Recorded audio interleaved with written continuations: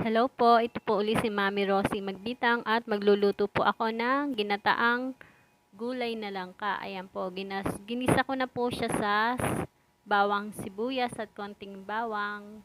Ayan po, at yung gulay po na yan ay nilinis ko na po siya at hinugasan ko na po siya. Ayan, ginigisa-gisa ko lang po siya at nilagyan ko na po siya ng sili.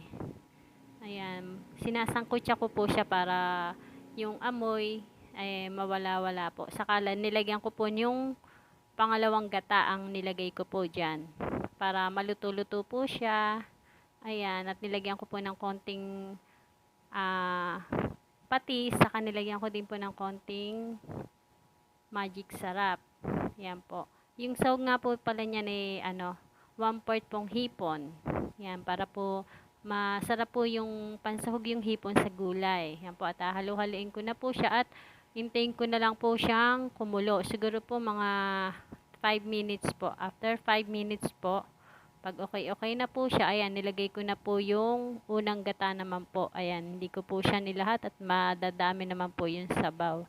Ayan, at naglagay din po ako ng chicharon. Ayan, 3/4 po sa isang balot na chicharon. Ayan po, at siguradong masarap po talaga siya. Ayan.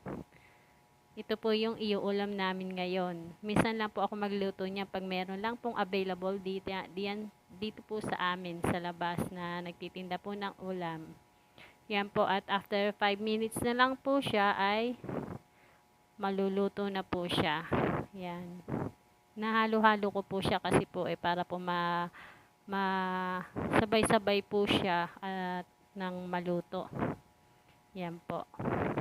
Maraming salamat po sa mga nanonood ng aking YouTube channel, at please subscribe naman po and like sa aking YouTube channel, Mami Rosie Magbitang. Okay po, sige po, thank you po and God bless po.